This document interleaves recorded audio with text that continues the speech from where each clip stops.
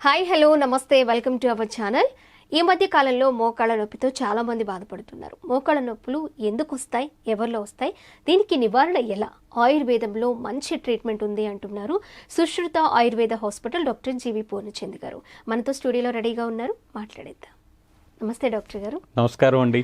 Sir, మోకాళ్ళ నొప్పులు అంతకుముందు చూసుకుంటే మనకి 40+ 50+ ఏజ్ని బట్టి వెయిట్ని బట్టి మోకాళ్ళ నొప్పులు అనేవి వచ్చాయి.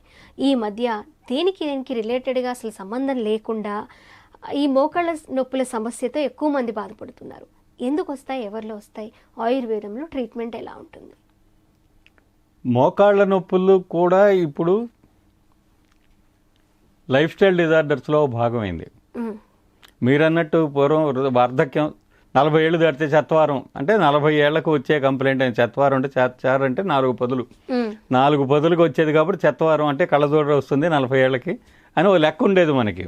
అట్లాగే మోకాళ్ళ నొప్పులు అనేవి 50 ఏళ్ళు 60 ఏళ్ళు దాటిన తర్వాత మోకాళ్ళ నొప్పులు లేకపోతే ఆశ్చర్యపడాలి, కుర్రాళ్ళగా పరిగెడతారా ఏంటి ఇట్లా అని చెప్పిన మనం ముసలాళ్ళు అంటూ ఉంటాం మనం. ఆ లెక్క అంతా ఇప్పుడు మారిపోయి మోకాళ్ళ నొప్పులకి కాలేజీ పిల్లలు కూడా మోకాళ్ళ నొప్పులతో గురించి మాట్లాడుతున్నటువంటి పరిస్థితిని మనం చూస్తున్నాం. పిల్లలు మామూలు 7వ తరగతి 8వ తరగతి పిల్లలు కూడా మోకాళ్ళ నొప్పులు కాళ్ళ నొప్పులు అని చెప్పి అనడాన్ని మనం చూస్తున్నాం. ఏంటి కారణం?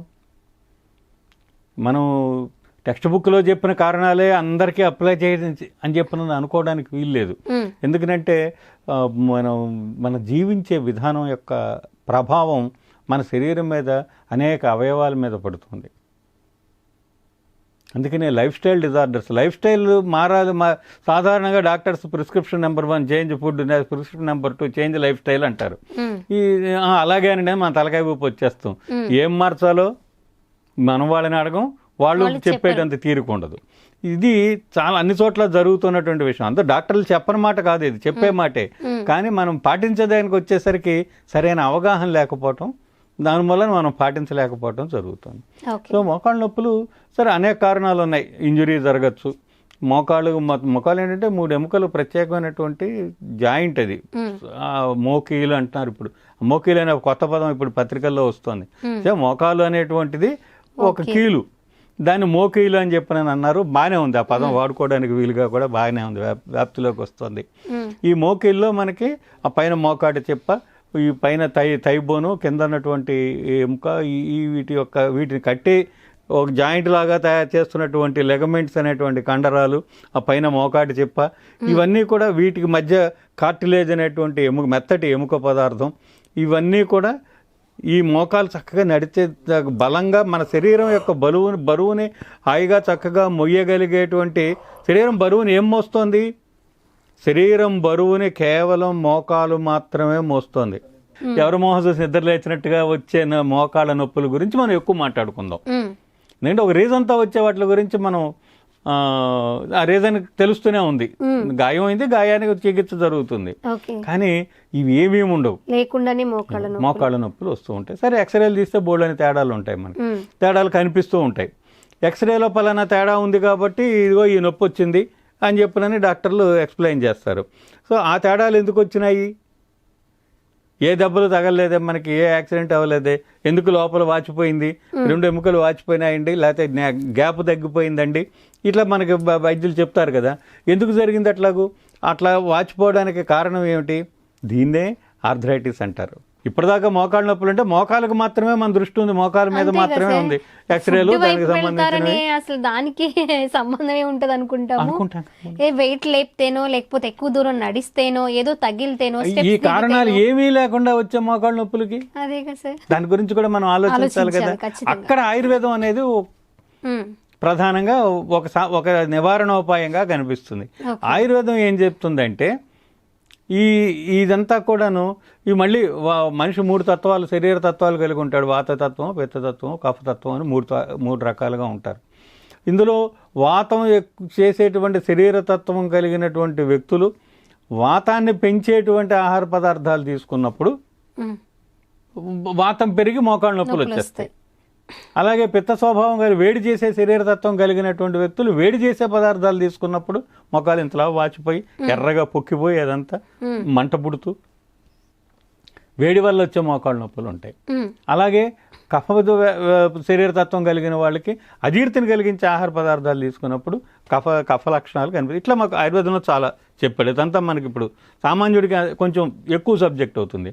ఇక్కడ ప్రధానంగా ఏంటంటే మన శరీర తత్వానికి మన వాతమో పిత్తమో కఫమో ఎవరిది వాళ్ళు తెలుసుకోవడం కష్టం. కానీ మన శరీర తత్వానికి ఏది తిన్నప్పుడు అనుకూలంగా ఉంది దాన్ని తినాలి, ఏది తిన్నప్పుడు వ్యతిరేక లక్షణాలు కనిపిస్తున్నాయి దాన్ని మానాలి.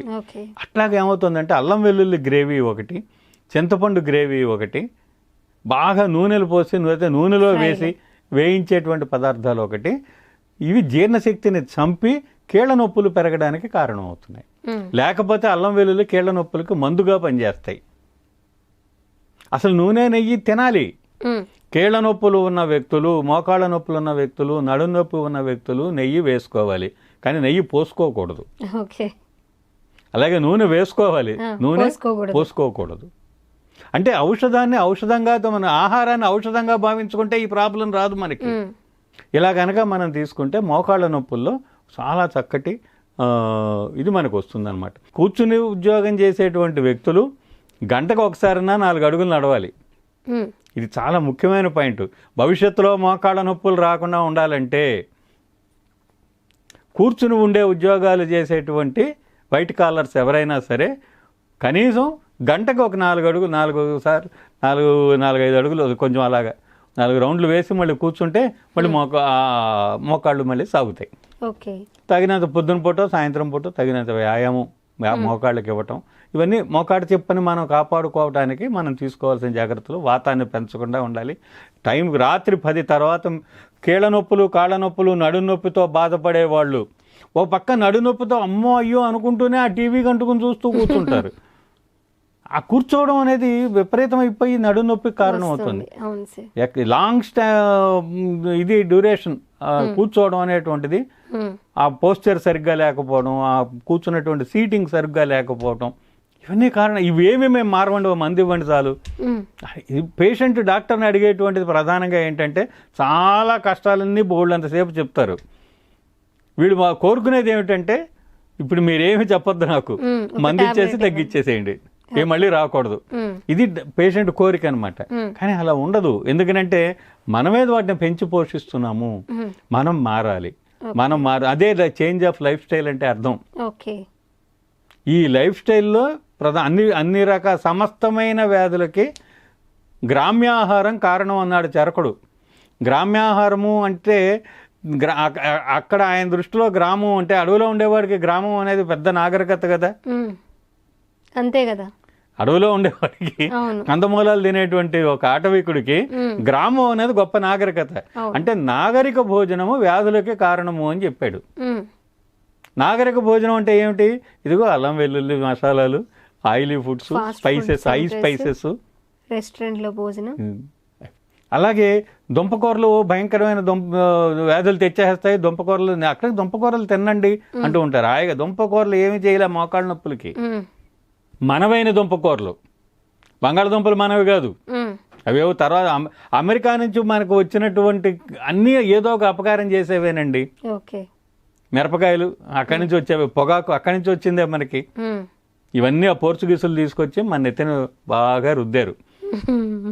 అర్థమైందా? ఇవన్నీ కూడా అంతా 150-200 ఏళ్ల దగ్గర నుంచి మనకు అలవాటైనటువంటి వస్తువులు. సో ఈ బంగాళదుంపలు కూడా అంతే. అది మన బంగాళదుంపలు లాంటివి జీర్ణశక్తిని చెడగొడతాయి. కానీ క్యారెట్, కీర, ముల్లంగి ఇవన్నీ బాగా ఆహార పీచు కలిగినటువంటి దుంపకూర, కంద, పెండలం ఇవి మోకాళ్ళ నొప్పులను తగ్గిస్తాయే కానీ పెంచవు.